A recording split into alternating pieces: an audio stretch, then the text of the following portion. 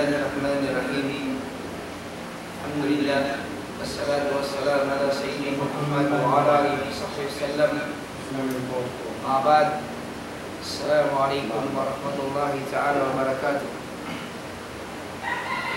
Mga kapatid sa Islam, insyaAllah subhanahu wa ta'ala, welcome tayo sa session natin ngayon about Islam, religion of truth, Islam at Dinul Haq. Inshallah subhanahu wa ta'ala, tulad ng sinabi ko sa inyo, i-continue natin yung topic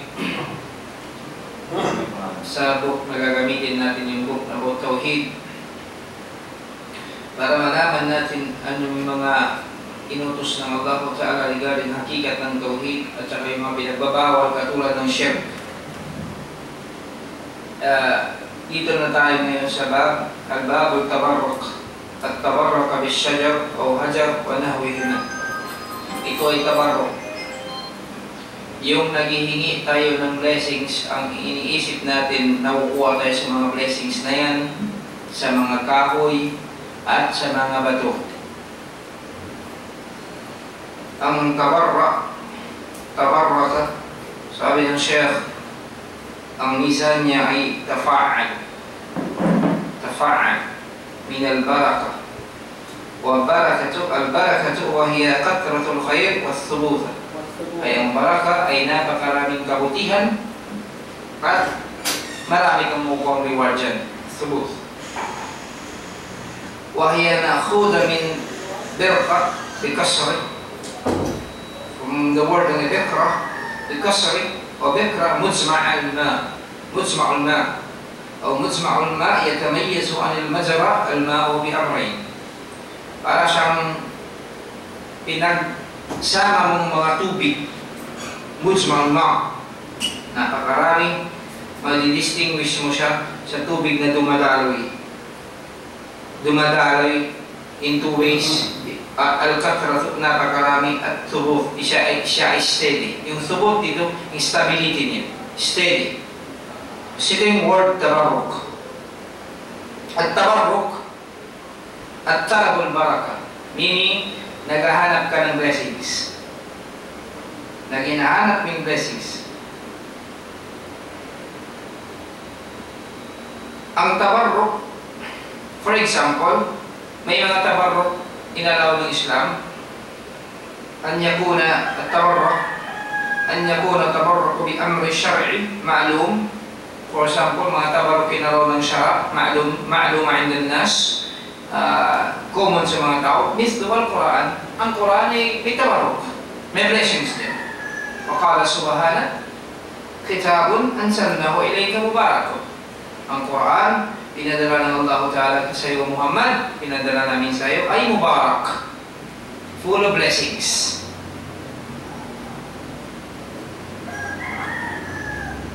Ibig sabihin naman ng blessings na yun, ay makukuha ka ng reward. For example, napakalaki ng blessings ng Quran.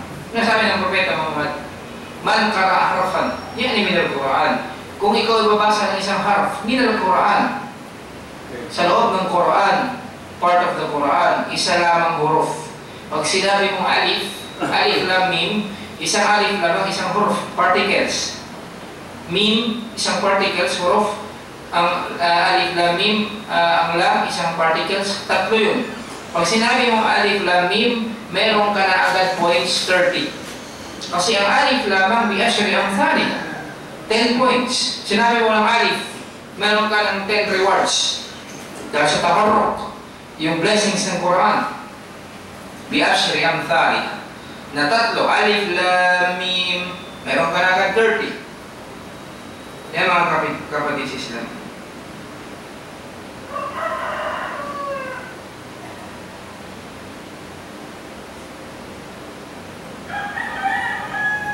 Una-una,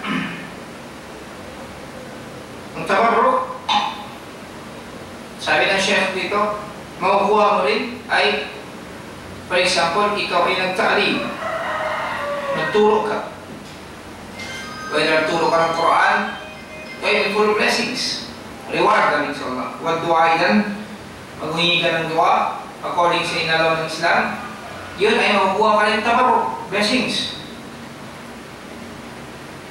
فهذا الرجل يتبرك بعلمه ودعوته إلى آخره. Ang lalaki na, ang tao, ang Muslim, ay magkukuha sa ng blessings dahil sa knowledge niya. Nagtuturo ka ng knowledge mo at Islam, meron kang nakukuha reward. At tulad ng sinabi ng Propeta Muhammad sallallahu alaihi wasallam, kung ikaw ay magturo ng kabutihan at ikaw ang sinunod ka ng mga tao, ang kabutihan na tinuro mo, na bibigyan ka lang ng reward, iba pa sa reward ng mga nasumunod sa iyo without the rewards diminishing. Ibig sabihin, ang rewards na sumunod sa iyo hindi pa mababawasan, pero may rewards ka pa na sumunod sila sa iyo.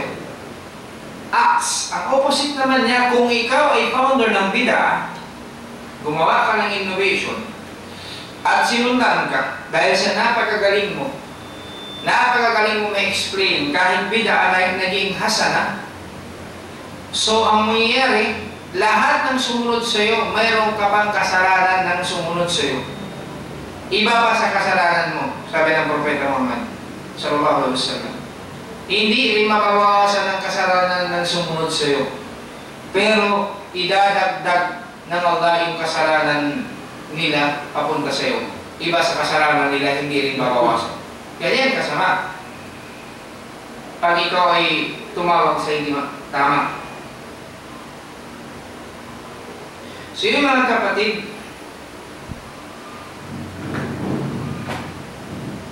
mayroong tinatawag din barakat mauhuma.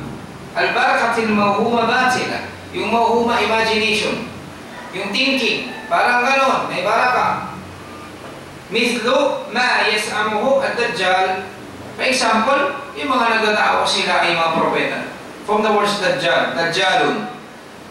Sinabi ng Propeta Muhammad sallallahu alaihi wasallam, meron 30 dajjal, nagdatawa, sila ay Muslim, sila ay pag pinalo mo, tama. Pero in fact, sila ay napakasinungaling. Napakaraming dajjal. Out of 30 na ito, na-mention ko na sa lecture ko isang gabi, si Mukhtar al-Thaqafi, isa siyang nag-revenge sa pagkamatay ni Hussein radiyallahu anhu. Pero pagtagal naging rason, yun ay umalis sa Islam, sinabi niya siya ay propeta. Marami nag-claim na prophet. Musaylimah al-Kadhdhab, Aswad al-Ansi. Madami. Iba-iba. Sa tayo ng propeta mo, mayroon na si Musaylimah al-Kadhdhab. Napakarami. Napakarami.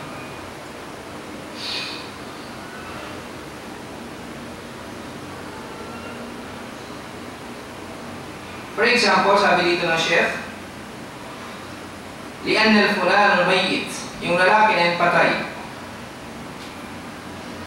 الذي يسرمون أنه ولي أنزل عليكم من بركاته ما أشبه ذلك فهذا بركة باطل. Yung patay na pinupuntahan mo, sabi ng Sheikh, pupunta kasi isang patay, sabi mo ito ang patay na ito, awliya Allah. Hindi naman inutos ng patay na ito itong gawin mo. Itong part na ito, ginawa mo shirk. Tapos sinasabi mo, hindi kasi sila, itong patay na ito ay ang blessings, iyan ng Allah pag kami ay hingi sa kanila, mapupunta sa amin ng blessings. May bibigyan kami ng blessings. Dahil sa baraka ng tao na ito, dahil siya ay awliya Allah. Ito ay batil. Fahala batil. Kasi dapat naghingi ka ng blessings sa Allah, hindi sa tao na ito. Ito ay part ng ginagawa ng Chef. Marami sa atin dito, yung mga kahoy, hinahawakan ng kahoy. Sabi niya, mayroong blessings dyan. Baraka, hanggang pagtagal-tagal, ginagawa ang kahoy ng isang tampat, yung makan, saan sila naghihingi, gumagawa ng mga act of shirk. Ito, tinatawag nila tabarruk. Mayroon dito sa atin, pag nagkakawak ng pera, hinahali ka ng pera. Bakit may hinahali ka ng pera? Sabi niya, baka hindi na dumating ang pera ulit, hindi tayo bigyan. Hinahali ka ng pera. Ang tawag doon, tabarruk.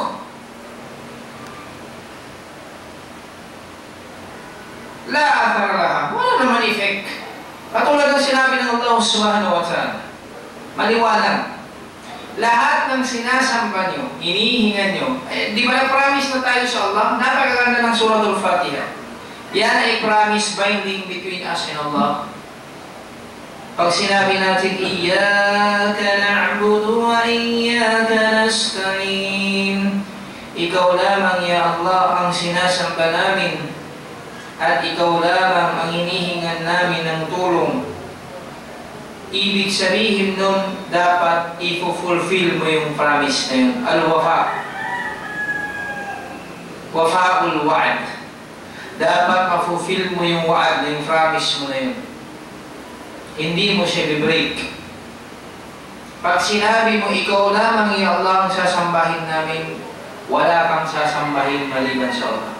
Pag sinabi mo, ikaw lamang ang hihingan namin kahit napakaliit, hindi ka pwede maghingi maliban sa Allah. Ganun lang kasimple.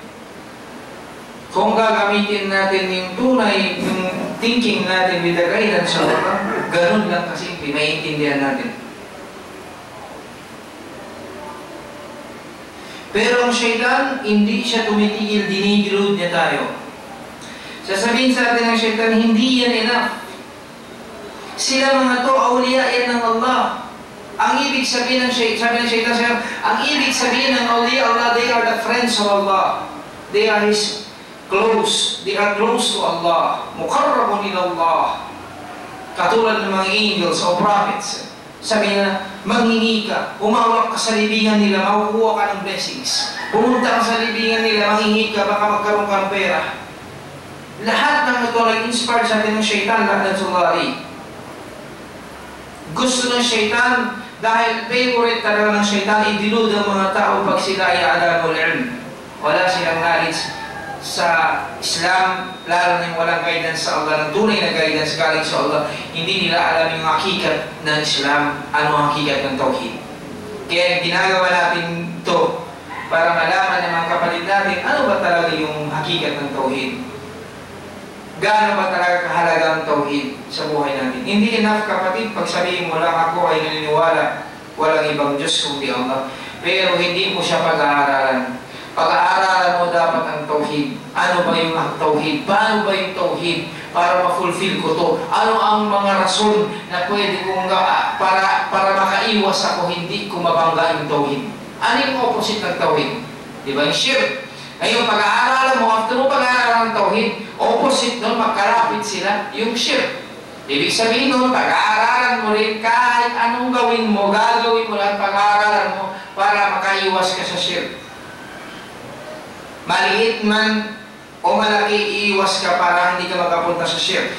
Kaya tinatapik natin ito, pati mga rukya, pati yung mga kamain, naglalagay sa mga neck, ta'liko al-unok, hindi ito sa mga unok, o naglalagay tayo ng mga bracelet ka rito, naniniwala tayo sa mga, ito ay part ng mga shirk. Ito lahat, iniiwasan natin for the sake na gusto natin ma-fulfill yung tauhid na sinasabi natin, Ashhadu an la ilaha illallah wa ashhadu anna sayyidina wa nabiyyana Muhammadan abduhu wa rasuluh.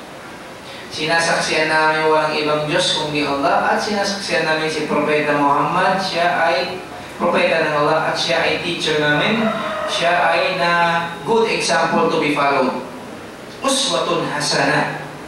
Ang Propeta Muhammad, uswatun hasanah, good example to be followed, sent by Allah. Okay? So hindi tayo pwede maggawa-gawa. So ang Propeta Muhammad, ginawa niya yung role niya. Ginawa ng Propeta Muhammad sa ating role niya, ginawa ng Propeta, in-explain natin sabi ng Propeta Muhammad, detail by detail, ano yung mga dapat natin iwasan para hindi tayo makabangga sa tauhid at makaiwas na siya. Pati way pa lamang. Yung umpisa pa lamang magpasok mo, talagang niremind na tayo ng Propeta Muhammad. Pag may makita ka ali na libingan, nilalagyan ng plaster. In the beginning, plaster. Tasis. Nilagyan ng plaster, sabi ng Propeta Muhammad, tanggalin mo. At yali, kung may makita ka libingan, tinaasan ang libingan, so wait ako, i-flatten mo. Gagawin mo lamang, sabi ni Imam Shafi'i, angin mo lamang yung libingan parang isang shibran, isang inches, para malaman, isang odira, isang ganyan, para malaman siya ay libingan, para malaman ng tao yan ay libingan. Ginawa ng Propeta Muhammad. Pinigilan niya agad yun. Kaya, Pag ikaw may nakita sa libingan, sabi ng Propeta Muhammad, simsal, anong sinang simsal? Tamathil. Yung mga pictures, sura, sa libingan, nilagyan ng picture. Sabi ng Propeta Muhammad, scratch it off. Scratch mo! Ang Propeta Muhammad sallallahu alaihi wasallam, ginawa niya ang lahat para maiwasan ito. Kahit napakaliit na butas, ayaw ng Propeta Muhammad makapasok sa heart ng mga Muslim na maging rason makapasok na si Shirkat Quran. Ganon ang pagmahal sa atin ng Propeta Muhammad sallallahu alaihi wasallam.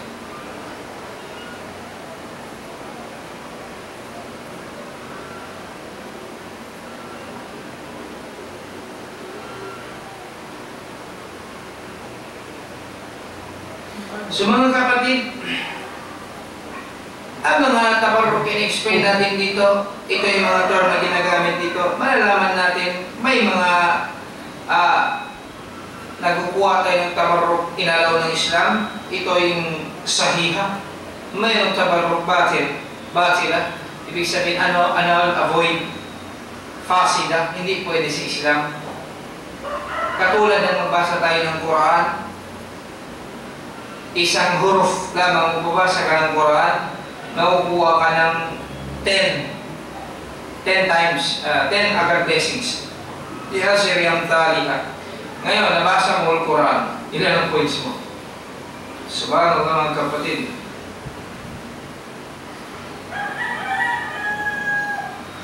So, ang punto natin dito, yung tabarruk, in-explain dito sa atin ng mga sheikh, ay yun ang tabarruk na hindi siya sumusuway sa law ng Allah at sinabi ng Propeta Muhammad. Anything na sinabi ng Propeta Muhammad at inutos ng Allah, yun ang dapat natin gawin. Kaya nga si Umar Khattab, walang nangalaman yung mga tao doon na nagsasara sa ilalim ng kahoy. Bakit? Sa Bay'a Ridwan, saan ang Propeta Muhammad nagkuha ng mga pledge, ng mga nagpe-pledge. Lahat ng lahat ng nag-pledge doon sa time na yun, almost 1,000 sila mahigit, lahat sila makapasok sa Jannah. Nag-pledge doon. Yung sincere, nag-pledge sila sa Propeta Muhammad. So, ang Propeta Muhammad sallallahu alaihi wasallam, may time doon sa kahoy na yun, nakaka-pray siya. Naabutan siya ng time or nag-pray siya ng mga sunnah or nawafil, optional, nag-pray siya doon mismo sa ilalim ng kahoy. So, ang ginawa ng mga tao, in-interpret nila, naam, mayroon tayong makukuha nito tabarruk. Tama, in a sense, mayroon. May blessings kasi nag-pray dito ang Propeta Muhammad, this is part of sunnah. Pero si Umar Khattab, subhanallah, ganun siya, ginaid ng Allah Ta'ala, natakot siya, ang kinatakot niya ay tamang-tama na dapat ang ginawa niya. Kasi ng ibang mga tao doon, ibang interpretation nila. Doon na sila mismo nagsasala sa ilalim ng kahoy, ayaw nila na magsara sa iba doon na mismo. At unti-unti na sila ginagawa nila yung kahoy na to, parang papunta na sila sa pasyirk. So before pa dumating yung sakit na yun, mapupunta sila sa shirk, ang ginawa ni Umar Khattab, pinaputol niya agad. Alhamdulillah. Kung hindi, wala. Walang mangyayari. Tingnan mo ang puta sa Karbala, sa mga Shia.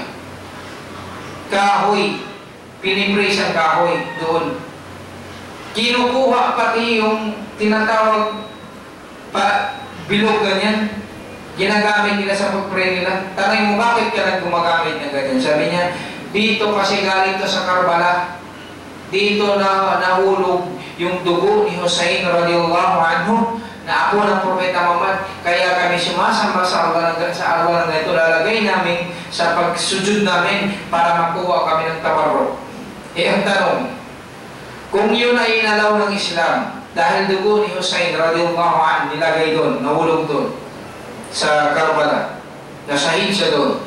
Ang tanong, hindi na mas fit, mga kapatid, kunin natin ang lupa doon sa Uhud, kasi doon ang dugo ng Propeta Muhammad na sa Uhud. Kung i-compare natin ang dugo ni Hussein sa dugo ng Propeta Muhammad, napakalayo. Kaya nga lamang ina-attribute natin kay Hussein, siya ay apo ng Propeta Muhammad. Ngayon, kung gano'n ang basis natin, kukuha tayo ng bilog ganyan, para ilagay dito sa ulo natin mag-pray, dahil ito ay tabarok, mas kukuha tayo sa lupa ng Uhud. Doon si Propeta Muhammad na dumugo, natanggal ang ipin niya, rubaiya. Yung ipin niya banda dito, na sugatan siya sa katif, sa shoulder, nahulog siya sa hole. Dapat doon tayo kumuha kung yun ang kung ilalaw ng Islam, tabako. Kasi dugo ng Propeta Muhammad mismo. Di ba? Pero sa Islam, ang mga to hindi inalaw. Dahil hindi tinuro ng Propeta Muhammad. Bagkus, pinagbawal pa ng Propeta Muhammad sallallahu alaihi wasallam. Yun mga kapatid sa Islam. Kaya dapat, ang mga kapatid, mag-ingat tayo sa paano yung plano ng Shaitan. Dito sa atin, ilan ba sa atin dito sumasama sa kahoy? Pupunta ka sa isang tampat, yung tinatawag na tampat, ang nakalagay doon kahoy. Tapos may nakabantay na ahas. Doon nag-aalay. Hindi nyo ba alam ang kahoy? Yan ang bahay ng mga jinn. Ang kahoy mismo nagsabi kay Propeta Muhammad about sa mga jinn.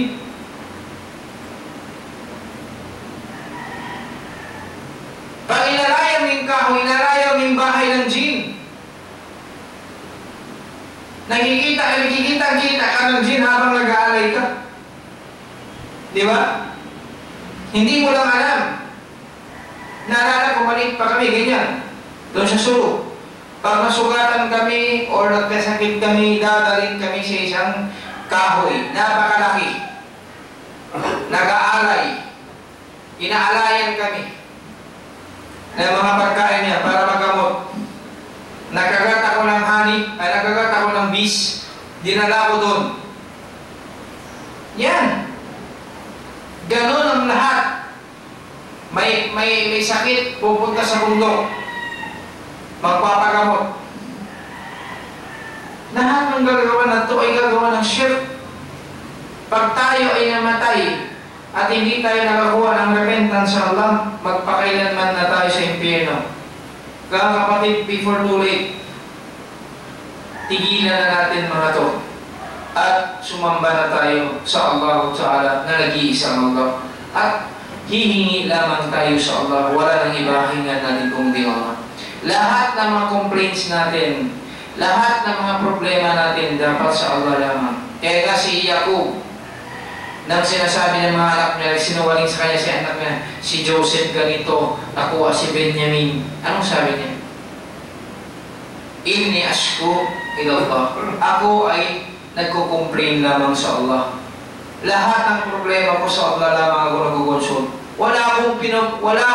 Wala akong kinukonsult maliban sa Allah. Pupunta sa mga kahoy, sa mga tampat. Wala, sa Allah lamang. Katulad si Abraham, na nagkasakit siya, sabi niya, wa idha maridtu fa huwa yashfi. Pag ako ay nagkasakit, Allah lamang ang gumagamot sa akin. Wala ano. Eh iba, umaakit sa bundok. Ano yan? Hindi yan dinuro ng mga propeta. So ganyan mga kapatid ang katuruan sa Islam. Kaya na si Propeta Muhammad, lahat ng mga anak niya lalaki na matay. Anak na kay Khadija, lalaki dalawa. Si Abdullah, tinatawag na Tayyib, at saka yung isa si Qasim. Kaya tinatawag ang Propeta Muhammad sa kunya niya. Iksabi ng kunya, parang nickname ng mga Arabo, tinatawag ka Abul Qasim. Ibig sabihin, anak, ikaw ay tatay ng anak mo, at ikaw ay tatay ng anak mo na panganay. Ang pangalan si Qasim. Expression ng Arabic yun. Abul Qasim. Hindi ka pwede gumamit ng kunya ng Propeta Muhammad sallallahu alaihi wasallam. Pwede mo gamitin ang pangalan ng Propeta Muhammad, pero hindi pwede ang kunya. Yung Abul Qasim, hindi pwede. Kasi isa tayo ng Propeta Muhammad, may isang lalaki tinawag si Abul Qasim. Tapos tumingin ang Propeta Muhammad. Sabi niya, ako bang tinatawag ko? Sabi niya, hindi, ya Rasulullah, isang lalaki niya, ang pangalan niya Abul Qasim. So sabi ng Propeta Muhammad, huwag kang magpangalan ng kunya ko. Pumili ka ng pangalan ko, huwag ang kunya ko. Abul Qasim. It is a tradition of Arab. Pag ikaw may anak na panganay, tatawagin ka sa anak na panganay. Ikaw ay tatay ng anak mong panganay. Abul Qasim. Kunwari ako, anak ko si Omar, si Yusuf. tatawagin ako Abu Yusuf. So, anak ko si Yusuf na panganay. Ganon. Ha? Si Abu Hurairah, bakit siya pangalan Abu Hurairah? Kasi ang ibig sabihin ng Hurairah, kitten na maliit na pag tinatawag na hittatun. Yung hittun or hittatun is something na ano yung mimiyaw? Ano ba? Kitten. So, ang dami kasi niyang alaga. Napakarami niyang alaga na kuting. Na tinawag si Abu Hurairah, tatay ng mga kuting. Mahilig siya mag-alaga. Si Abu Hurairah radhiyallahu anhu. So yan mga kapatid. Lahat ng inuutos ng Islam para sa atin yan. Kaya sinabi ng Allah subhanahu wa ta'ala, "Afara'aytumul Lata wal Uzza?" Nakita nyo ba si Lat at saka Uzza? Anong tingin nyo kay Lat at saka Uzza? Sino si Lat at saka Uzza? Yun ang mga sinasamba ng mga Quraysh na Diyos nila, si Lat at saka Uzza. Di ba? Yan ang mga sinasamba nila.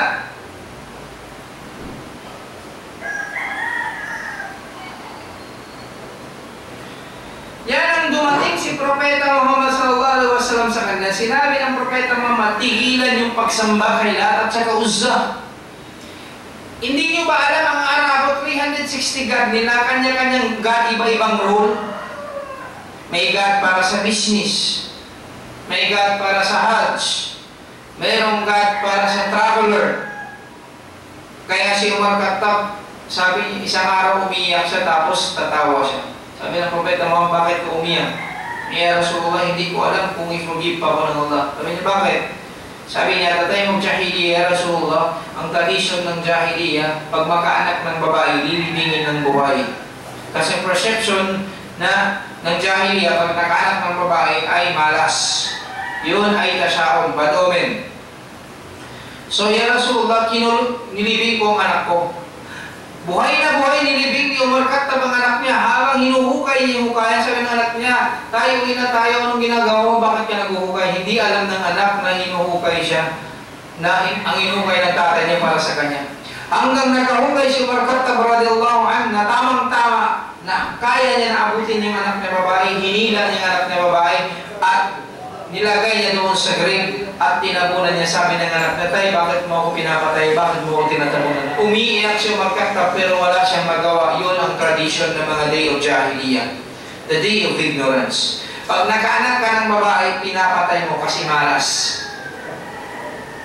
Kaya kayo mga babae, magpasalamat kayo dahil sa Islam kayo ay hinonor kayo ng Allah. In fact, binigyan kayo ng sarili yung verse Suratul Nisa.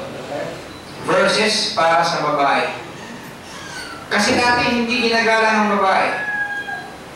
Ang babae dati, before Islam, kumari may asawang Arabo dati babae, at magsawa siya, gusto niya ipabreeding ang asawa niya, ipabreeding niya. Aanap siya ng lalaki na para may itsura, ipabreeding niya, tapos i-claim niya anak niya. Pero bibigay nila lahat ng material gusto ng babae. Pangalawa, ang babae para silang mumis, yung parang harlot. Pipili siya ng mga lalaki kung sinong gusto niya, tapos magpapagamit siya kung sinong type niya. Okay? Ganon yun. Parang ganon yun. Parang isang muta. Ganon ang muta. Kunwari ang muta, ang isa ng muta, temporary marriage, tamatto. Ibig sabihin, tamatto. Temporary, muta. Nari, makita ka ng babae. Konsunada ka niya, konsunada mo, sabi gusto ko tayo muta. Sabi ng babae, ano mabibigay mo? Sabi, wala akong mabibigay. Ito lang damit. O di kayo wala akong mabibigay. Aya ng Quran. Yan, sige. Dahil type ka ng babae, hindi mag-ayaw. Eh bakit ka naman magdidina ng muta? Eh sabi nga, sa faith ng mga Shia, pag nagmuta ka ng mga 50 times, ang daraja mo para si Propeta Muhammad. Diba? So, ang nangyari, nagmuta ka na ganyan. So, yung babae, anong contract mo? 1 day lamang, 2 days, o 1 hour. Okay, muta. Tapos yun na. Kahit na pure yan, kahit isang buwan ng siya. Para lang ano? Para ka kumuha ng babae, binayaran mo. Pero i-clear natin mga kapatid, itong muta na to, inalaw ng Islam in the beginning. Naam. Kung sasabihin sa'yo ng mga Shia, inalaw yan, naam. Ila siya. Ito inalaw ng Allah Ta'ala sa time na nagigera ang mga mujahidin. Because kung sasabihin ko sa inyo mga kapatid, ang pagbaba ng ayat, tanzila, manasib by stages, kompleto siya pero hinahantay ng Allah yung rason. Patakala, dati okay, hanggang hindi inalaw ng Allah. Kasi mayroon isang lalaki, nagsala siya, ang ginawa niya, habang lasing sa sinabi niya, sabi niya, nahnu na'budu ma ta'budun. Nahnu na'budu ma ta'budun. Sabi niya, sasambahin namin ang Diyos na sinasamba niyo. Dahil sa lasing siya, hindi niya alam sinasabi niya. So nag-reveal ang Allah Ta'ala, la taqumus salah wa antum sukar. Huwag kayong tumayo sa salah kung ayaw kayo ay lasing. Hatta ta'lamuna ma taqul. Hanggang malaman niyo anong sinasabi niyo. So okay, ang ginagawa ng mga sahabat that time, kung walang sala, kung may sala, hindi mag-inom. After ng sala, inuman tayo. Inuman. So, may instances, isang araw nag-happen, dumaan siya sa Mu'ad, Sa'ad bin Ibn Waqqas. Sa'ad bin Ibn Waqqas. That time, after ng gera ng Badar, sa Badar time, inaalaw pang ala. That time, uwinom pa si Hamza ng ala. Kinatay niya pa yung kamil ni Ali, iyak na iyak si Ali, radhiyallahu anhu. Kinatay yung ano niya. Tapos nang nagsumbong si Ali kay Propeta Muhammad, pumunta si Propeta Muhammad kay Hamza, bakit mo naman kinatay ang kamil ni Ali na walang kamuang-muang, hindi siya may-ari, kinatay niyo. Lasing si Hamza nun. Si Hamza Muslim na siya nun, ha? Angkel ng Propeta Muhammad. Alam mo, tinignan niya ang Propeta Muhammad. Dahil sa lasing siya, hindi niya kilala ang Propeta Muhammad. Tinignan niya ang Propeta Muhammad ng taas baba. Sabi niya, sino ka? Isa ka lang ang pamangkin namin. Hindi niya nakilala si Propeta Muhammad as prophet. Dahil sa lasing siya. So isang instance, si Sa'ad bin Abi Waqqas dumaan siya sa isang mga nagiinuman. Ansar at saka Muhajir. Ang punutan nila, ulo ng kamil. Ulo ng kamil.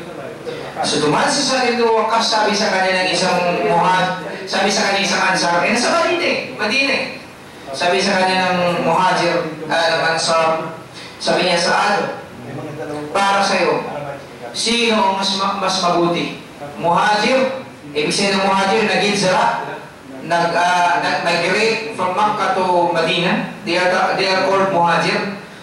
Ibig sabihin, taga-Makkah talaga. Nag-reside na lamang sila sa Medina dahil i-persecute sila doon sa Makkah. Eh si Sa'ad, isa sa taga-Makkah. Sabi niya, para sa'yo Sa'ad, lasing tao na to, sahabi. Para sa'yo, sino ba yung mabuti? Ansar ba o Muhajir? Sabi niya, para sa akin, kung ako tatanungin mo kapatid, mas mabuti ang Muhajir. Sila na una sa Islam eh. Nagalit ang tao na to dahil lasing sa kinuha yung ulo ng kamil at pinalo sa mukha ni Sa'ad ibn Waqqas na sugatan yung ilong niya. At that time, nag-reveal ng Allah, Ya ayyuhalladina amanu, innamal khamra, wal maisir, wal ansar, wal aslam, rijsum min amali syaitan, fajtanibuhu, la'allakum tuflihun. O you who believe, sabi ng Allah, verily, ang alak, intoxican, at maisir, kimar, yung gambling, at yung ansar, yung ansab from the word nusuk, plural ni ansab, maglalagay ka arta, nusuk arta, naka-erect, nasama. Naka-erect, saan mayroon arta naka-erect, maglalagay ka ng alay, lalagyan mo ng alay ang syaitan, ang mga jinn, or aslam, seeking arrows, mga tasyahon, bad omen, good omen. Sabi ng Allah, ito, ipinagbawal ko na sa inyo lahat kasi ito rijsum min amalis syaitan. Ang ibig sabihin ng rijsum sa translation ng English, abomination of syaitan. Pero ang real meaning ng rijsum sa Arabic, najis. Ibig sabihin, yun ay pasintabi, tae ng syaitan. Yun ang rijsum. Ikayo ba gusto nyo kumain ng tae ng syaitan? Rijsum min amalis syaitan. Fajtanibuhu, layuan nyo, sabi ng Allah, la'allakum tuflihun, para kayo ay maging successful. Mabilang kayo sa mga muflihun. Ganun lang kapatid. Ngayon, itong mut'a na to, una, inalaw ng Islam kasi tanzila ang pag-reveal by stages. Kasi mga mujahidin, sabi nila, ya Rasulullah, habang nag-jihad kami, mga 1 buwan, 2 buwan, namimiss namin ang asawa namin, hindi kami makalapit kasi hindi kami rin pwede gagawa ng maksiyat dito sa battlefield. Baka ito maging rason, hindi na kami tutulungan ng Allah. Kasi alam niyo mga kapatid, ang secret ng mga mujahidin, kaya hindi sila natatalo from the time of Prophet Muhammad, yung takwa. Kaya sinabi ni Umar Khattab radhiyallahu anhu kay Sa'd ibn Waqqas, sabi niya, at that time, naggera sila sa Persian. Pero ito, napakalakas ng Persian. Pangalan pa lamang kinakatakutan na. So sabi ni Umar Khattab radhiyallahu anhu, sabi niya, Sa'd, pinapadala ko kayo ngayon papunta sa mga taong Persian na kinakatakutan. Ang dami nila, napakarami nila, kayo konti lamang. Sabi ni Umar Khattab, i-remind ko kayo, kung dami lamang ang pag-uusapan, hindi kayo makakalaban sa kaaway nyo. Kung taas lang ng mga sandata ang pag-uusapan, hindi kayo makakalaban, sabi ni Umar. Ilan lang ang Muslim? Pero sabi ni Umar Khattab, tandaan niyo mga kapatid, i-remind ko kayo, ang panalo natin galing sa Allah.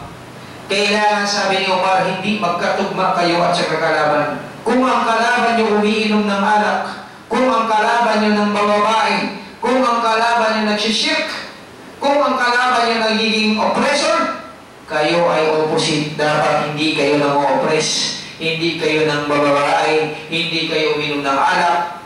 Dapat kayo ay nagsisiklud lamang mag-ibada sa Allah at ihingin nyo ang tulong ng Allah. Kung gano'n, sabi ni Umar Khattab, ang gagawin nyo, kahit sino pa, wala nang makakatalo sa inyo. Itong sikreto ng mga mujahid sa tayo ng Propeta Muhammad at sa hanggang ngayon, takwa.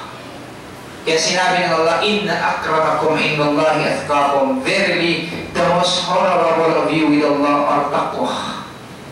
Takot mo.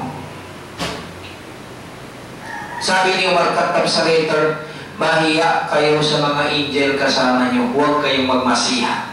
Kasi bakit? Kung isa sa inyo, sabi ni Umar Khattab, gumawa ng masama, habang kayo ay nagigera in the fight, in the way of Allah, at gumawa sa inyo, isa sa inyo gumawa ng masama, baka pag nag-pray na kayo ng jama'a sa Allah, hindi natatanggapin ng Allah kasi meron sa inyo gumawa ng masama. Katulad sa time ni Moses, habang nangingi siya na sa Allah pagkain ng salwa at manna, yung quail at saka yung pagkain ng salwa at saka manna, nahulog sa langit pagkain sa dami ng Bani Israel sa time na yon. Ang pagkain nahulog sa langit, at that time nangingi si Moses sa Allah, hindi grinant ng Allah. Sinabi niya, limada ya Rab. Bakit? Sabi ng Allah subhanahu wa ta'ala, mayroon kayong kasama dyan nagmamaasiyat sa Allah. Ang sabi ni Moses, sino sa inyo ang gumawa ng masama, umalis na sa jama'a? Kasi yun ang rason, hindi matatanggap ang prayer dahil nandito siya. Ang ginawa ng lalaki na ito, dahil nahiya siya, tumayo siya ng mga asiyat, na nag-pray siya sa Allah, siya lang mag-isa sa nasa heart niya. Sabi niya, Allah, i-forgive mo ko, patawarin mo ko. On the spot na nag-pray si Moses sa Allah, grinantagan ng Allah subhanahu wa ta'ala. So, ganoon ang secret. Kaya sabi ng Allah, وَمَنْ نَصْرُ إِلَّا مِنْ عِنْدَ اللَّهِ. There is no victory except with Allah. إِنْ يَنْزُرُكُمُ اللَّهُ فَلَا غَالِبَ لَكُمْ. If Allah were to help you, no one can defeat you. No one. So yun. So ang mga sahabi ng propeta, takot sila makaindal sa mga ganito dahil baka maging rason, hindi na sila tutulungan ng Allah. Kaya inalaw ng Allah that time na yun, in the beginning, in the process of revelation, inalaw yung mut'a. So depende, pag may mamit sila babae, ang offer lang sa sahaba ay damit, sabi niya ito lamang, katulad ng dalawang sahabi, yung isa guwapo, yung isa tamang-tama lang, na in-offer nila dalawa, yung sa kanya, yung in-offer niya sa babae, parang sira-sira na, parang old na. Tapos yung isa na hindi guwapo, ang in-offer maganda. Pero yung babae sabi niya, I prepare, tatanggapin ko yung in-offer ng ang luma. Sabi niya, bakit? Sa akin bago ayaw mo. Kasi hindi sinabi ng babae, yung isang sahaba, type niya kasi mas typing itsura. Ito sabi, gusto ko sa yung babae na to, na i-continue muta, pero temporary lamang yung pag-uwi nila, doon pinorbid na ng Propeta Muhammad sa day of Khaybar. Pero yung pinakamahalaga, pinorbid ang muta sa day ng Hajjatul Wada. Yung the last pilgrimage ng Propeta Muhammad, pinorbid niyang muta, temporary marriage, abada, hatta yawm al-qiyamah, hanggang sa yawm al-qiyamah. Bila siya! Tama! Ginawa to, institutional ganun. Pero pinorbid na. Ang problema sa mga Shia, ayaw nila maniwala sa hadis ng Propeta Muhammad sallallahu alaihi wasallam. In fact, ang nag-riwayat pa si Ali in the day of Khaybar. So inshallah subhanahu wa ta'ala. So yun ang topic natin mga kapatid. So Silat at saka Uzza, yung mga tao ganun. Pinangalan nila, mayroon silang Diyos, ganyan, nangingi sila ng tabarruk. Nangingi sila ito, ganito, ganyan-ganyan. 360 God, iba-ibang binibigay ng 360 God na to. May God para sa business, may God sa traveler, mayroong God sa mga ganito. Kung ikaw magsisik ng mga asawa, mayroon din God. Every God, mayroon sila. Kaya hindi nila matanggap, ang 360 God, i-convert mo into one God. Sabi nila, hindi kakainin ng isip namin, paano na mababantay ng isang one God na yan? Ang 360 God namin, hindi niya makukumpirm. Di ba? The more, the stronger. Di ba? Tapos i-confirm into one. Kasi gano'n lang kasi kababa ang thinking nila about sa God Almighty. Hindi nila gano'n. Hindi nila alam sa idea nila, hindi nila masukat gaano kalakas ang power ng Allah Ta'ala. Ang tingin nila, napakahina naman, 1 equals to 360, napakahina nun. I-compare, pagpapalit namin. Yung 1 into 1, 360, sabi niya, hindi nila magagawin yun. So, ano mga kapatid sa Islam? Yun ang dinala ng Propeta Muhammad sallallahu alaihi wasallam. Sa kanila, in-explain sa kanila yung tauhid, ayaw nila tanggapin. Ayaw tanggapin ng mga tao. Ano pa yung mga Diyos nila? Allah at Uzza, meron din si Manat. Thalitha ukhra, meron din Diyos nila si Manat. Iba-iba mga Diyos nila. Marami silang Diyos.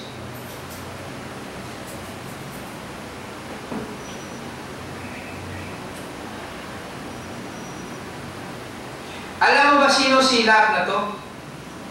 Silat na to, may depende sa explanation and explanation ni Sheikh Uthaymin. Sabi niya dito, takra'u bi tashdid ta o takfifi. Ibig sabihin, minsan binabasa siya bi tashdid ta, ibig sabihin kawaid na to, ito Arabiya. Ta, yung ta dito, Allah o tashdid, qira'at Ibn Abbas. Minsan si Ibn Abbas, ang sabi niya, la, ganun, kay Ibn Abbas.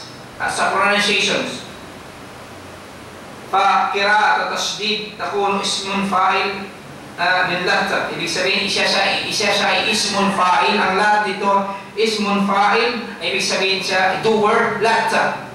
It's latta. Ganon, ang tawag kay Ibn Abbas. Ang pronunciation niya, kay lat.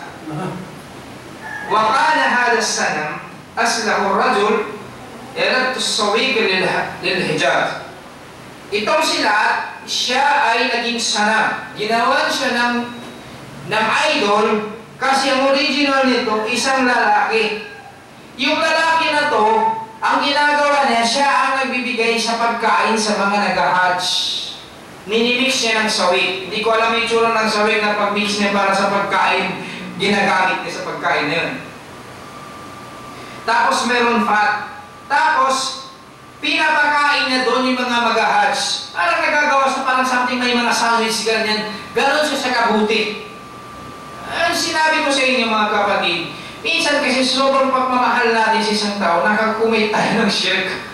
Kung saan nag-umpisang shirk dahil sa mahabba, ito naman sa lalaki na to, dahil napakabuti niya, siya ay gumagawa ng kabutihan sa during sa mga nag-hajj. Ang ginagawa niya, parang mamata, akafu ala kabrihi wa ja'alus sanam.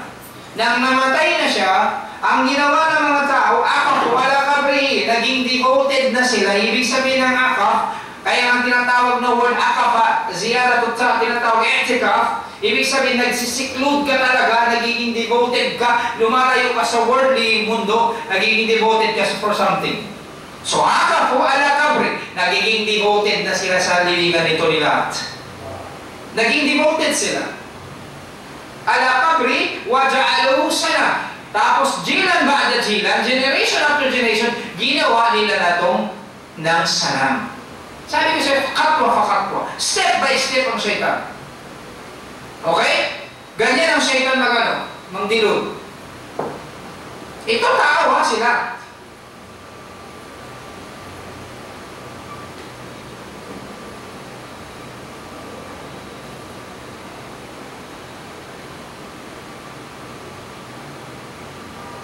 Meron din ibang explanation ng mga lahat dito. Ang iba, sabi nila, ang ala qira'at al-takhfif. Ang qira'at al-takhfif, yung light lamang ang pag-pronounce mo, katulad ng lahat. Yung kanina kadi, tashdid. Yung takhfif. Fa'inna al-lata mustakhun min Allah. Ang lahat dito kinukonsider nila, ito may isang explanation ha. Ang lahat dito kinukonsider nila derived from the word Allah. Okay? O min ilah, o from the word ilah. فَهُمْ اشْتَقُّوا مِنْ أَسْمَاءِ اللَّهِ إِسْمًا لِهَذَا السَّلَامِ. Tapos dinidescribe nila to one of the attributes of Allah Ta'ala. Tingnan mo yung ginagawa ng tao. وَسُمُّوهُ لَاتْ وَهِيَ لِأَهْلِ طَائِفٍ مِنْ هَوْلِهِمْ مِنَ الْعَرَبِ. Ito ay ginagawa, pinangalanan ng mga Ahlul Ta'if, yung mga isang grupo from the part of Arab. Pero yung sahi talaga, itong silat na to, yung tao. Yung tao na to gumagawa ng mga ingredients para sa mga tao, pagkain sa mga tao, mag-ahas. Napakabuti niya. Nang namatay siya, naging occupied sila sa libingan ng tao na to hanggang sinalba nila, naging sila.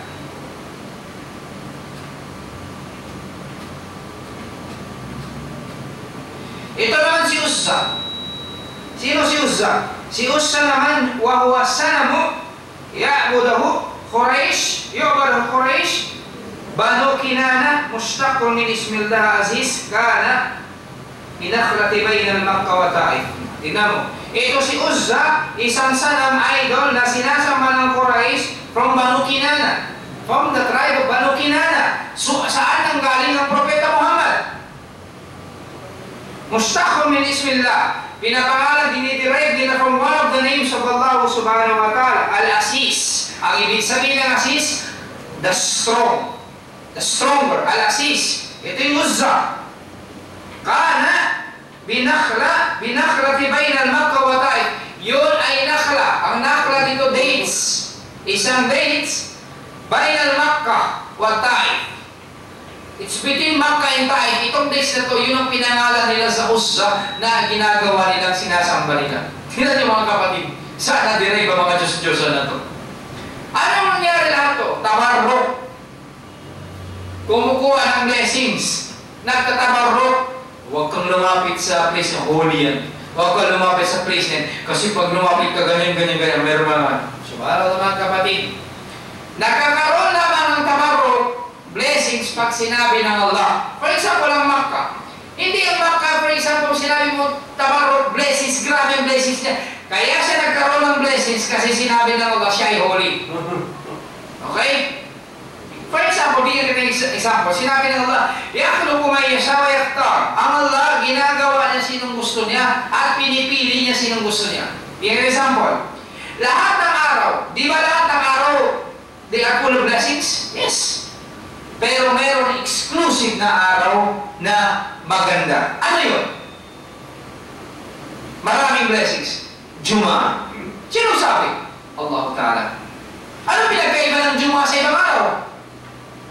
Wala. Sa gabi, lahat ng gabi, full of blessings din. Anong pinakamagandang part ng gabi? Sulusul layl. Yun ang tinatawag mag-perform ka ng tahajjud. Na mismo ang Allah Ta'ala bababa siya. Ang term din sinabi dito bababa, hindi tayo pwede gagawa ng kaifiya. Ano yung tsura ng Allah bumaba? Maniwala tayo bumaba ang Allah, pero huwag tayo magbulagay ng picture. Sabi ng Allah, sino manghihingi sa akin, ibibigay ko ang hinihingi niya. Sino manghihingi sa akin ng forgiveness, ipo-forgive ko siya. Ganun kinawagan na ng tahajjud. Thuluthul layl. We send 1/3 ng night.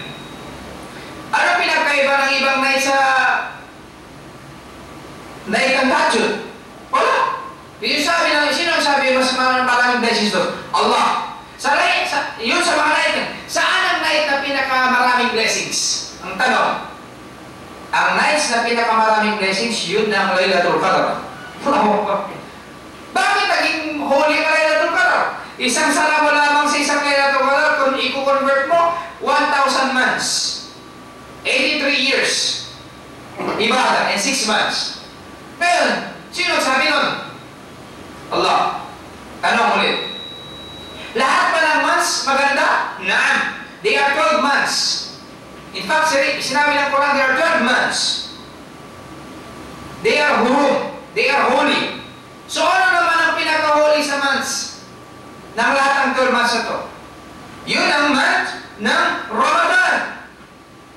Ano pinagkaiba ng month ng Ramadan sa month ng Safar? Dhul-Qa'dah. Mayroong nakatartin. Pinaka-holy, the holiest of all is the month of Ramadan. Is the month of Dhul Hijjah. Ngayon, parating ng Dhul Hijjah, mag-Hajj. Is the month of Muharram, Ashura. Month of Sha'ban. Pero ang pinaka-holy sa kanila, month ng Ramadan. Sino ang sabi ng holy? Anong pinagkaiba ng ibang month sa month ng Ramadan? Meron ba magkaiba? Allah ang sabi holy. Sa places. Anong pinagkaiba ng Makkah sa mga place natin dito? Wala. Lahat ito krinate ng Allah. So bakit naging holy Makkah? Dahil sinabi ng Allah, holy siya. For example, Jerusalem. Dahil pumunta si Umar Khattab si Jerusalem, nakuha niya Jerusalem on the first time. Ano bang nadatnan ni Umar Khattab doon sa Baitul Aqsa? Sa Davao lang yun. Jerusalem. Sabi ni Badal Salim, Jerusalem daw ngayon sa Davao na kinuha ni Kibuloy. No! Yan ang nagdadaawa ng kasamaan si Kibuloy. Anak daw siya ng Diyos. Napumunta si Umar Khattab sa Jerusalem. Ano nadatnan niya sa nang tinanong niya mga Diyos, saan dito yung holy place? Kung saan nilipat ng Allah si Propeta Muhammad? Kung saan si Propeta Muhammad nagsala ang jamaan ng mga propeta? Kung saan nagadan, naging muaddin, caller si Jibril before sila pumunta sa langit? Saan dito? Nang tinuro sa kanya ng mga Diyos, nagulat si Umar Khattab radhiyallahu anhu. Bakit? Yung saan ang area na holy, kung saan ang Propeta Muhammad nag-give lecture, kung saan ang Propeta Muhammad nagsala ang jamaan ng mga propeta, kaya tinatawag siya Sayyidul Mursalin. He is the master of all prophets. Before sa nilipat ng Allah Ta'ala Mi'raj papunta sa taas, nang nakita ni Umar full of garbage. Garbage! Tinatapunan ng mga Yahudi ng mga garbage. Pero kahit tinapunan nila ng garbage, yun ay holy pa rin kasi sinabi ng Allah holy. Naging simple doon.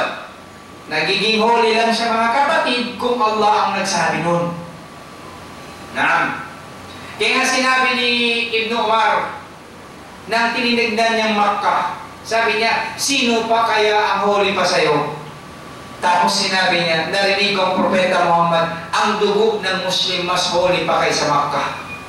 Ang dugo ng Muslim mas holy pa sa Makkah. Kaya pinagbawal sa Islam ang papatayin mong kapatid mo kasing dugo niya holier than Makkah. Lazawal ad-dunya ahwanu ala Allah min qatli rajulin muslim. Mawala na yung mundo, walang kwenta sa Allah kaysa patayin mong kapatid mo Muslim. Sabi ng Propeta Muhammad. Sino nagbigay? Bakit holy yung dugo ng Muslim? Allah. Secret. Gaya mga kapatid, sumi mga term dito pwede mo gamitin yung tabarrok. Reading Qira'atul Quran, Tilawatul Quran. Mayroon tabarrok na hindi batil, na mag-ingat ka, mapupunta ka sa shirk. Na pinapawal. Katulad ng mga nangyari dito kay Uzza, isang place, si Uzza ng Nakhla, ang Nakhla date palms, bainal Makkah wa Taif. Kung sa paano distance ng Makkah sa Taif ay 6 miles. Makkah and Taif. Ano naman saan naman kinuha nilang pangalan Manat? Ang Manat, ibig sabihin ng kila mustaqqadun minal mannan. Kinuha siya from the word mannan. Ibig sabihin ng mannan ng bibigay.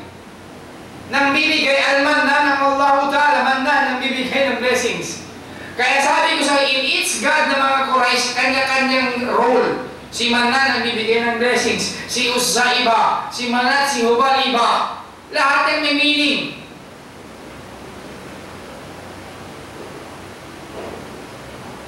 So ganyan mga kapatid sa Islam. Ganito yung mga sinasabi natin kung saan nag-umpisa mga to. Ang mga kung saan nag-umpisa ang shirk dahil sa pagtabarruk. Dahil sa sobrang pagmamahal din, nagtabarruk, naging holy, sabi nila, hanggang dumating stage by stage hanggang sinamba. Katulad ng sa atin dito nangyari sa Holo sa Siasi sa Bungaw. Unang-una yung mga libingan na binibisita nila, dati una ni binibisita lamang. Inihingan ng prayer, Ya Allah, forgive mo sila. Kasi sila ay mga sheikh, dumating sa amin dito, nagdala sa Islam. Pero generation after generation, sinamba. Sinamba. Hanggang dinadala yung anak sa bundok. Bakit? Kakapanganak pa lang, dadalhin na ron. Mangungutang pa. Natatawa ko minsan, mangungutang mga 10,000, nagkaroon ng utang, pupunta si riba. Bakit? Wala ka na mautangan, may bumiriba. Wala na sabi nila magpaputang ng libre. Riba na. Magkakaroon, malulog mo sunod. Saan kayo pumunta? Magbabayad kami ng ng pambot, ng lalagay na, dadali namin anak namin sa bundok. Babayad kami ng barko. Ang gagawin mo? Kasi pag hindi namin ginawa ito, baka patayin ng anak namin. Allahu Akbar. Patayin! Ang Allah lang mayroon ka, ang Allah lang pwedeng pumatay, wala lang pwede. Kaya sabi ng isang jin, nang pumasok isang jin, nang pinasukan yung isa, nakasama ko bumali sa isang tampat, yung isang area na inila ng lalaki na yung isa long story, inila niya, mayroon na white flag, tapos may paanong kinuha niya kasi mataas hindi kumakit, ako bumalik, hindi ako sa shaitan. Pero siya, siya ng jin, sinugatan siya. Hanggang sa pagtagal, hindi siyang pinasukan ng jin. Tapos nang nakaroon ako ng jin, sabi niya, bakit mo sinilang bahay ko? Hindi mo ba alam ang bahay ko? Muslim daw siya. Hindi mo ba, sabi niya, alam ang bahay ko, pinamana pa sa akin ng tatay ko. Sabi ko, wala kang kwenta. Ang tatay mo namatay na, alam niya ng totoo. Sabi niya, buti pa yung mga Muslim dati na nakatira dito, inaalayan ako ng pagkain. Hindi sila Muslim! Sinabi ko sa kanya, ang Muslim hindi gumagawa ng shirk. Tapos ang sinabi sa akin, sabi niya, papatayin ko itong pinasukan ko.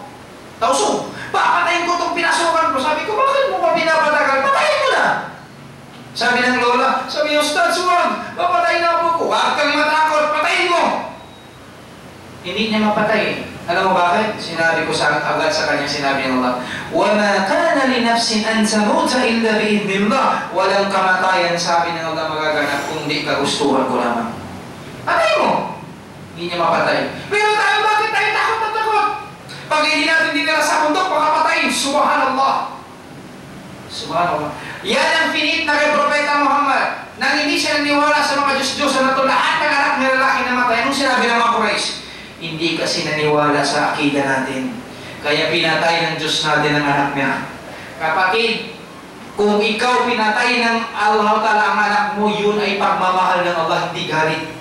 Kung lamang naisip mo ng mabuti, yun ay test sa iyo ng Allah. Pag tines ka ng Allah, mahal ka niya, at pag pinagalingan mo yung faith mo, makakasama mo yung anak mo sa heaven, magpakailanman, hindi na kayo magkakaiwala. Pero ang nangyari, kung tines ka ng Allah, at naging rason yung pagkamatay ng anak mo, nag-shirk ka, separate kayo sa kabilang buhay. Siya sa Jannah, ikaw sa hellfire.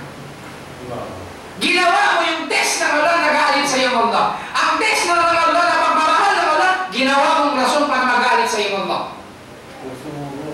Ganyan nangyari. Pag namatayan tayo, hindi tayo nalulungkot. Bata, hindi pumabot ang aking balik. Nasa heaven. Yatufu alayhim wildanun mukhalladun biakhwari wa barika wa kasim min ma'in wa idha ra'aytahum masibtahum lulu'an mansura. Mag-iikot-ikot sila doon sa mga believer doon sa Jannah, yung mga bata na mata hindi mabot ng akil balik. Mag-iikot-ikot sila, may kasama, may dala silang jug, may dala silang baso, may dala silang wine, i-entertain nila yung mga tao. Sabi ng Allah sa kabilang aya, wa idha ra'aytahum masibtahum lulu'an mansura. Kung titignan mo sila, akala mo sila scattered birds. Anong ginawa mo? nag-shirk ka. Nang binigyan ka na wala ng test, sabi mo, tama ang sinasabi nila, kailangan umano sa mundo. Nag-shirk ka, nakita, namatay ka. Forever ka sa hellfire, ang anak mo na sa heaven, hindi kayo magkasama. Hindi mo alam lahat to, yun ay test ng Allah. Katulad kaya pag sinasabi mo kapatid sa akin, sa mga Muslim, ang basis mo, bakit ang mga Christian? Ibig sabihin tamang religion nila. Bakit? Di ba ang daming miracles nagaganap? Kaya nga sabi ni Jesus Christ, many will arise, false prophet and false Christ. They will show you great signs and wonder. Even the shaitan can show miracles by the name of Allah. Bakit doon? To test mankind. Ano nangyari? Doon, pagpupunta ka sa Quiapo, in the day, anong araw ba yan? July ba yan? January. Yung mag-ano sila ng Santo Niño? Ha? January. Hilahin mo lang. Yung hindi magkanak, nagkakanak. Sino nagbigyan ng blessings nun? Allah. Ang nangyari, nag-shirk pa sila sa Allah. Yung blessings na-turn into shirk. Akala nila si Santo Niño nagbigay. Hinila lang ang lubid, nagtabaro. Mahawakan ko lang yung lubid na ito, magiging mayaman ako. Tapos mag-interview ng mga artista, katulad din ng mga Coco Martin. Bakit ka nagisikat? Kasi humila ako niyan. Iba sa mga singer. Bakit kasi humila ako sa ano na to, sa lubid. Ngayon nagpapakamatay, makahila sa lubid. Yun ang tabaro. Hold fast the rope. Subhanallah. Hold fast the rope. Na-stampede pa. Hindi nyo ba alam lahat ng bigay ng blessings sa Allah? Bakit anong nangyari? Nang binigyan na Allah ng blessings, narito, nag-share pa sa Allah. Parang tayo din, Muslim. Tinest tayo ng Allah dahil pagmamahal. Kaya nang tinanaw ako ng isang gabi, ano ibig sabihin ng istidraj? Pinabayaan ka na ng Allah. Hindi ka tinest ng Allah, ibig sabihin hindi ka niya mahal. Hinayaan ka niya magbundo hanggang namatay ka. Bakit biglaan? Nang nalaman mo patay ka na, hindi ka tines. May example, papasukin ka na ng Jannah para kainin ang isip mo. Everything is a test. Bakit makakapasa ka pa sa eskwela kung walang test? The greater the test, the greater the IQ. Sa worldly game. Sa faith ng Islam, sa faith ng gusto ng Allah, the greater the test, the greater the love of Allah Ta'ala. Kaya pinaka-greatest test binigyan ay mga prophets. Then depende sa level ng iman. Kung ang iman ay sulb, ibig sabihin malakas shadid, mas mataas ang test. Pero kung ang iman ay dakik o rekatun, sabi ng propeta sa rekatun o dakik, maliit, depende sa test bibigyan ng Allah. Hindi ka bibigyan ng Allah Ta'ala ng test beyond your capability. Di ba sinabi ng Allah sa Surah Al-Baqarah, O Allah, do not burden us beyond our capability. Di ba? Ibig sabihin, lahat ng test kaya mo. Yan nangyari. The greater the test, the greater the mercy of Allah Ta'ala. Papasukin ka ng Allah ng Jannah. Kunwari ako, pinapasok ko sa Jannah. Nakita ko si Brother Saleh. Nakita ko si Brother Ridwan. Si Brother Hassan, si Brother Omar. Inshallah Ta'ala. Amin. Tapos sinabi ko, ito si Brother Saleh. Nang sa sambang kapag nakita ko ang daming test binigay sa kanya ng Allah. 5 times 2. Nagdadawa pa. Ang daming harm na nangyari sa kanya sa dawa. Pinatay ng Allah yung anak niya, pero nagsabar siya, sabi niya, Inna lillahi wa inna ilaihi rajiun. Punta na ako kay Ridwan. Ito si Ridwan, ganito, ganito. Lahat ng ginawa niya, nagsabar siya, wala sa sinabi. Okay? Tapos ang mangyayari, anong gagawin ko? Tatanungin ko ang sarili ko. Babalik ako. Sabihin ko sa sarili ko, anong ginagawa ko dito sa paraiso? Yun ang tatanungin ko. Anong ginagawa ko ngayon dito sa paraiso? Bakit?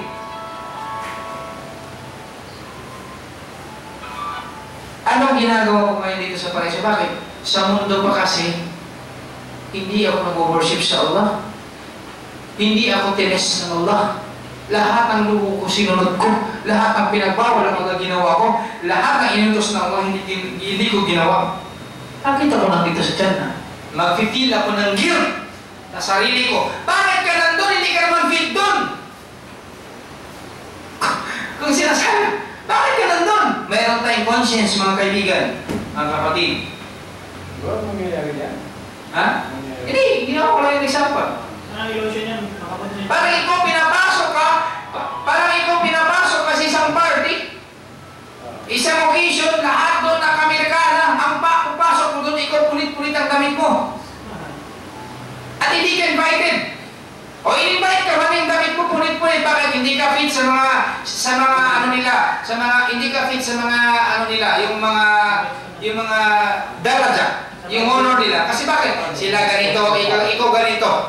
Mahiya ka, aalis ka mismo sa loob ng convention na yon kasi hindi ka fit doon. Aalis ka kasi hindi ka bagay doon.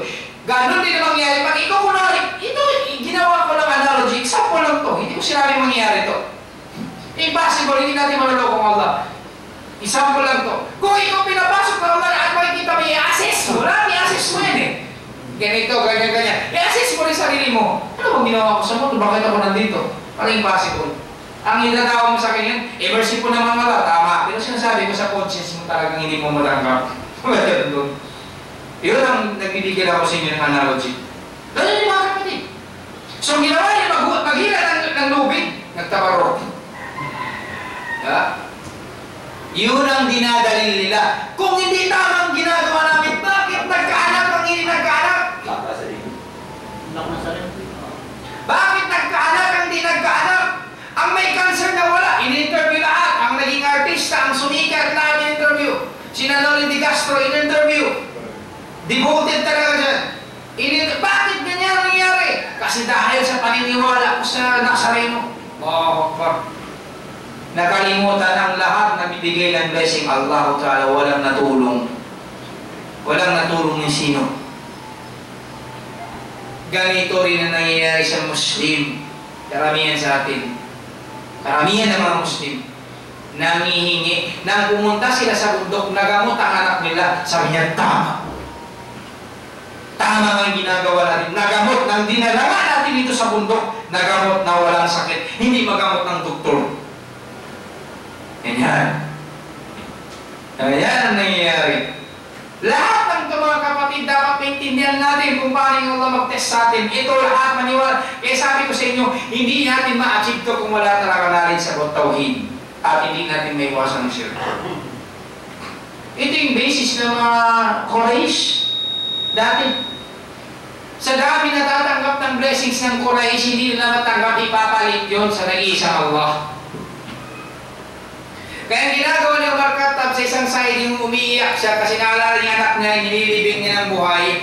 Ang isa, tumatawa siya. Sabi ng Propeta Muhammad, bakit ka tumatawa? Sabi ni Umar Khattab, ya Rasulullah, in tradition ng Jahiliyyah kasi, every time pag-aalis ka, magtitijara ka, mayroon kang business, may dala ka lang dapat Diyos. So, nangyari, sabi niya, Rasulullah, that time, nagmamadali ako, wala akong nadalang Diyos. So, kailangan namin magdala ng Diyos in its caravan. Kung mayroon kaming magbibisis kami, magtitijar kami papunta sa Syria, dapat mayroon kaming Diyos para yung business namin magkaroon ng tabarok blessings, baraka. So, ginawa ko ya Rasulullah, nang wala akong Diyos, kumuha ko ng maraming dates, kinain ko, inuya ko na makarami, tapos dinisign ko, nag-design ako ng Diyos galing sa dates. Tapos nilagay ko, that time ya Rasulullah, gutom na ako. Wala akong makain. Sinabi ko, Diyos, pasensya ka na, gutom na ako, kakainin kita. Kinain yung Khattab yung Diyos niya. Naginawa niya galing sa laway niya. So, para may Diyos ba ganyan? Katulad sa mga daanan, binibenta yung Diyos. Yung Diyos sinibenta. La ilaha illallah. Subhanallah. Diyos binibenta. Nililito. Hindi sa daanan, may daladalang Diyos. Magkano yung Diyos na sa tuloy niya? Ganito, may Diyos binibenta. Dahil blasphemy. Kaya sabi ng uncle ko, sa mga kapatid niya dati, yung bago siyang Islam, kung ako ay magdi-design ng napakaganda, kung ako maggagawa ng isang idol, di-design ako, hindi naman ako artist. Hindi magandang pagkagawa ko. Ganyan, design. Pangit. Sasambahin niyo ba? Sabi ng mga kapatid niya, hindi. Bakit? Dahil hindi ako marunong gumawa. Yung sambahin. Ano pinagkaiba ng ginawa ko at nakalagay sa simbahan na mayroong tsuro na magandang gagawa? Dahil kung magandang gawa ng artist, pwede sambahin. Ako hindi marunong gumawa, hindi niya sasabahin. Sabi niya, hindi. Hindi kasi binasbasan ng ng pare. O may, babasbasan ko. Pero pangit pa rin. Sasambahin niyo. Hindi pa rin. Ibig sabihin ng sinasabahin, ang ganda ng pagkagawa. Guwapo, straight ang nose, blue eyes. Wala ka nakita kalendar nila kay Jesus Christ pangit. dapat gwapo. Pag pangit, hindi ka tanggap. Ganyan mga kapatid. Inshallah, subhanahu wa ta'ala kapatid, yung topic ko na to, iuutin nyo bukas na parang nanlapakalayo. Inshallah, subhanahu wa ta'ala. I-giveaway natin yung mga katanungan. Inshallah, subhanahu wa ta'ala. Titignan ko yung ano dito. May nagtanong. May tumawag. Inshallah, ta'ala, please pray for Malali family. Inshallah, baka namatay ito inalillahi wa inna ilaihi raji'un. Inshallah, subhanahu wa ta'ala. May Allah subhanahu wa ta'ala na i-forgive siya. Inshallah ta'ala. Allah ta'ala mga nagkakaalam sa kanya. Inshallah ta'ala. May Allah forgive niya. Sa family ng Malali family. Inshallah ta'ala. So, yun mga kapatid. So, yung tumawag na yun, inshallah ta'ala. Kung gusto mo tumawag ko ulit. So, tutuloy ko. Na ito yung mga Diyos na sinasabi nila mga kapatid.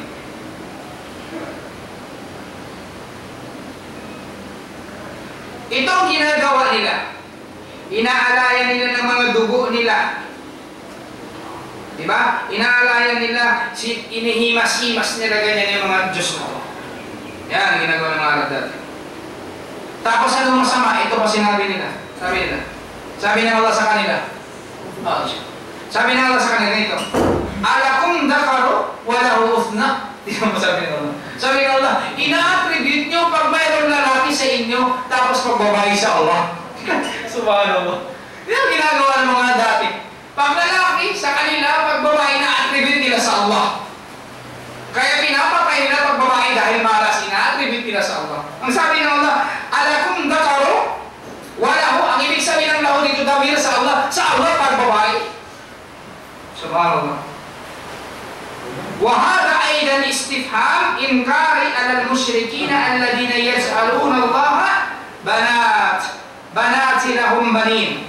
Ito ay istifham, katanungan ng Allah, ma'al-inkar. Ibig sabihin ng negation. Katanungan ng negation, parang rhetoric ang tanong ng Allah. Al-mushrikina, sa mga mushrik, sumasamba ng Diyos. Ang bakit? Alladhina yaz'aluna Allah banat walahum banin. Na ginawa nila pagbabae na attribute nila sa Allah, paglalaki sa kanila. Ayan. Yan yung mga kapatid. Yan ang nangyayari. Pag babae na anak nila, ang mukha ng tao umiitim sa galit.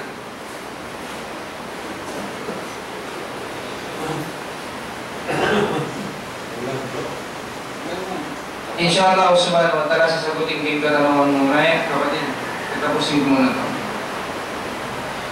Pag nakita sila ng babae, dumidilim ang muka. In fact, mayroon niya sa Quran Suratul A'raf yata. Binibigyan ng Allah Ta'ala ng anak na babae, dumilim yung mukha, hindi niya matanggap na babae. O mayroong verses doon na-attribute nila kay Adam or kay Hawa, pero hindi yung totoo. Depende sa pagtapsir nila, pero ang totoo hindi yun sa mga asa ni Adam at saka Hawa yun. Kasi itong kwento kasi ganito. Meron si Adam daw that time, itong kwento, yung mga naniniwala mga iba ang kwento daw na sa aya, nakalimutan ko lang ang verse, inshallah. Every time magkaanak si Eve, si Hawa, sinasabi sa kanila Satan, pangalanan mo siya Al-Harith. So dapat Harith. Hanggang hindi mo pangalan Al-Harith, hindi ka magkakanak. Every time magkaanak siya namamatay. Every time nanganak siya namamatay. Every time nanganak siya namamatay. Hanggang sa nag-despair na siya, ginawa niya, sinunod niya sinabi ng Satan, di ba text yun ng Allah? Sinunod niya na pinangalanan niya na Al-Harith. Kaya ang tawag ngayon sa mga tao, pwede mong tawagin, sabi niya, Abdul Harith. Kasi ang Abdul Harith, hindi ka pwede tawagin, except Abdul Muttalib. Isa itong expression na ginawa ng mga Arabo dati na inalaw ng Propeta Muhammad. Except kay Abdul Muttalib, hindi tayo pwede tawagin Abdul, kunwari Abdul Salih, ang pangalan ni Salih, hindi. Dapat lahat, Abdullah, dapat tayo slave ng Allah, Abdul Rahman, Abdul Rahim. Ito pero mauna ba dito, Ibn Kathir, hindi siya naniniwala ito si Adam at saka si Hawa. Nang nagkaanak sila, ganon, namamatay parati, nang sinunod nilang utos ng Satan, nagkaanak na sila, okay na naging anak nila. Pero sabi ng mga ulama, may tipak sila, ito sa mga children ni Adam. Kasi na-mention ng Allah sa Quran, kung hindi ko na pagkakamali, sa Suratul A'raf. Yung dalawa. Kasi ang term kasi ginamit ito dalawa. Ibig sabihin yung tao may nagkasal, lalaki at saka babae. Yun. So, gano'n naman ginagawa nila mga kapatid. Maadalik, yakulo ng malaikat, al-malaikat, balatullah. Sinasabi nila, pati malaikat, anak ng Allah babae. Na, tingnan mo. Kaya sinasabi ko sa inyo mga kapatid, ang malaikat mismo sinasabi ng mga musyrikun, anak ng Allah babae. Kung nga ikaw ay nangingi ka sa jinn na malapit sa Allah, mas tama yung musyrik. Bakit? Ang musyrik ang inihingan nila, malaika, anak ng Allah. Ikaw inihingan mo jinn, mas tama sila. Diba? Balatullah daw eh.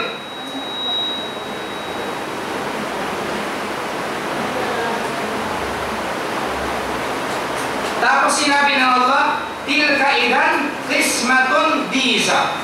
Yun ang pag-provide nila, yun ang pag-separate nila, pag-divide nila, diza. Ibig sabihin ng diza, jair. Talagang masama.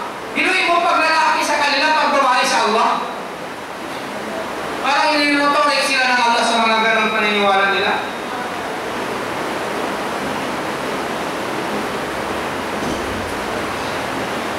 Ginagawa nilang mga babae. Pag babae na ang ginagawa, pag babae na walang kwenta, kasi pag babae, nililibing nila ng buhay. Pag babae. Pero pag lalaki po, ang sila, nagkaanak kami ng lalaki, proud na proud sila, isa tong warrior, ganito. Yan. Kaya sinabi ng Allah, in hiya illa asma'un sammaytumuha antum wa aba'ukum ma anzalallahu biha min sultan. Ang ayat na ito, mahanap mo sa suratul Yusuf. Sinabi ng Allah Ta'ala, sinabi ni Yusuf, before siya na-interpret ng dream, sinabi niya, lahat ng ginagawa nyo, yan lamang ay pangalan, inattribute nyo sa Allah, kayo ang gumawa, pati mga forefather nyo ang gumawa, na hindi kayo pinadala ng Allah ng authority, pero ginawa nyo. Ito ganito ng Allah, ito ganyan ng Allah, kayo gumawa, pati mga forefather nyo, walang authority pinadala ng Allah, kayo mismo nagawa-gawa. Allah nagsabi, yaudu ila al-asnam. Yung ibig sabihin ng damir ito ng hiya, yaudu ila al-asnam, papunta sa asnam, yung mga Diyos-Diyosan na ginawa nyo. Sinasabi nyo, ito ay anak ng Allah, ito ay malapit sa Allah, ito, yan sabi ng Allah, gawa-gawa nyo, pati lalo na yung nauna sa inyo yung forefather nyo, hindi naman binigyan ng Allah ng authority. Bakit ka nagagawa kung hindi ka binigyan ng Allah ng authority? Wala kang permission ha? Wala kang permit, gagawa ka? Dito, magtayo ka ng desisyon ng permit, hulihin ka. Hulihin ka ng BIR. Ha? Ngayon, isasabihin mo ito, walang permit galing sa Allah. Ito sinabi ng Allah. Ma'anzalallahu biha min sultan. Wala silang authority, walang permit galing sa Allah. Ginawa nila yun. O, anong kaamos yung sabihin nun?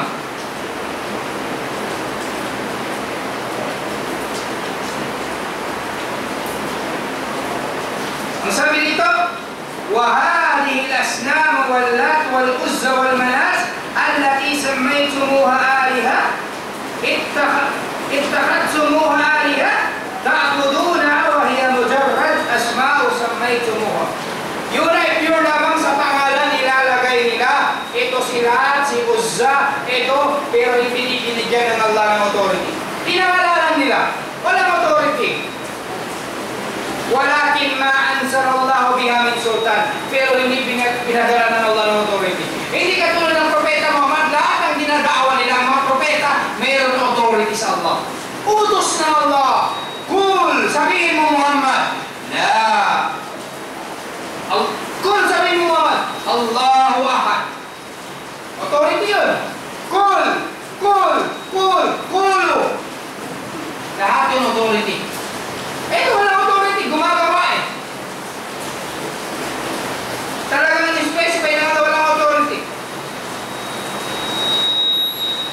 Kaya sinabi ng Allah, ذَلِكَ بِأَنَّ اللَّهَ هُوَ الْحَقُّ وَأَنَّ مَا يَدْعُونَ مِن دُونِهِ هُوَ بَاطِلٌ وَأَنَّ اللَّهَ هُوَ الْعَلِيُّ الْكَبِيرُ.